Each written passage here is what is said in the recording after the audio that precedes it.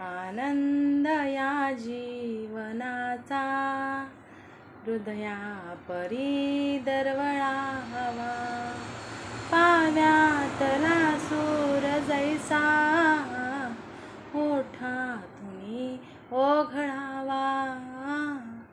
पाव्यातला सूर जैसा ओठातून ओघळावा. जिजणी स्वतः चंदनाने दुसऱ्यास मधुगंध द्यावा. जिजणी स्वतः चंदनाने दुसऱ्यास मधुगंध द्यावा. हे जाणता जीवनाचा प्रारंभ हा ओळखावा.